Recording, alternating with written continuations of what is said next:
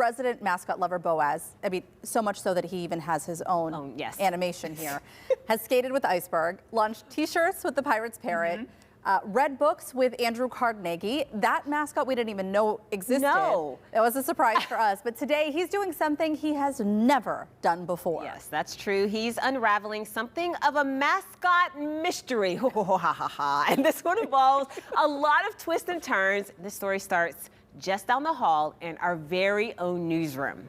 Take a look.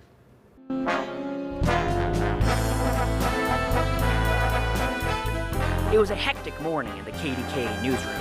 The scanners were lit up like the Gulf Tower. First spotter detail zone 320. That's the thing about the news business. It's always busy. Either the stories chase you down, or you've got to chase them. Mascot News Desk, this is Boaz. Wes Mifflin. Pen.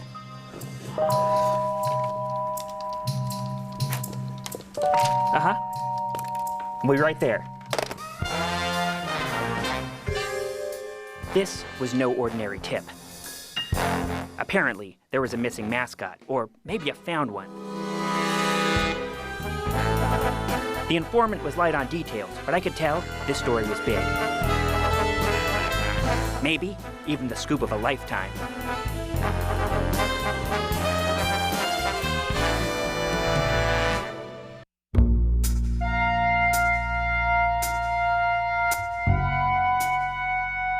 The guy looked familiar to me, but I didn't want to put him on the spot. He seemed jumpy.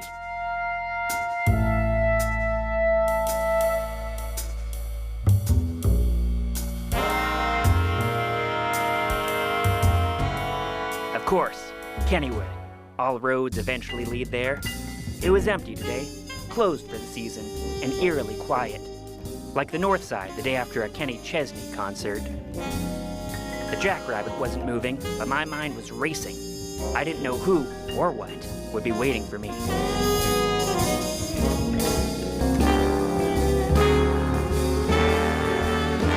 Jeeters, where the heck have you been? I thought this mascot was done for, that he'd gone the way of Forbes Field. Sure, Jeeters was a regular at the park through the 70s and 80s, but then he disappeared. I hadn't seen this pink ragamuffin in 3 decades. I was perplexed. Turns out Jeeters was too. So you don't know what happened? Nothing? Huh.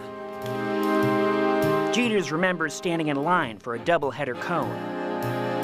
Next thing he knows, he's waking up in the freezer of the Golden Nugget last week. Think it was foul play? When was the last time you saw Colonel Bimbo? Jeeters wasn't sure, but now was his turn to ask some questions. Where was the logjammer, the turnpike, Le Cachot? Kennywood looked a little different from the last time he was here. The only constant is change, Jeeters. You're not gonna like this either. They just tore down the Century 3 Mall. I know. He was heartened to see some of his old favorites. You recognize this marsupial? And a couple brand new ones, too. You ever seen a bumper car that looks like a basket of potato patch fries? Jeter seemed especially taken by Spinvasion. I bet they didn't have alien-based multi-action spin rides last time you were here. There was one last thing I had to show Jeters. You bring your ID? Come on, Jeters. This fuzzy mug has his own pub now.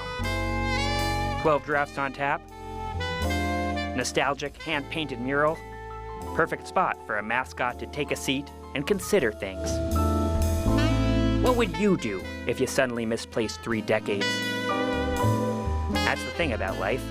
Sometimes it can spin you around faster than the dizzy dynamo. Where's that phone? Jeter's Pub, this is Boaz. And that's when things got interesting. You're not gonna leave this. Colonel Bimbo's on the phone.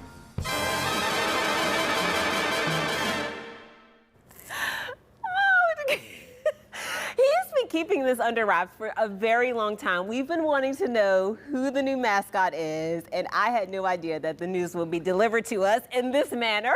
I feel like I can leave now, but I just need to stand up and give a round of applause. So good. Boaz, your storytelling, chef's kiss. Our spot on. photographer, Scott Dankin, the editing, chef's kiss. Wonderful. You can't top it. I feel like we should just call it a day now. I think we should. Just It's amazing. show's over. And I was asking, I'm like, what exactly is Jeter's? He's a thing. He's a furry thing. You Yes. don't have to ask all the questions. No, we don't. And we don't need all the Clearly. answers. But a lot of fun. Jeters will be hanging out at Kennywood all season. You can start looking for them around the park on opening day, Saturday, April 12th. What a way to end this that made episode. my day. We're going to be right back with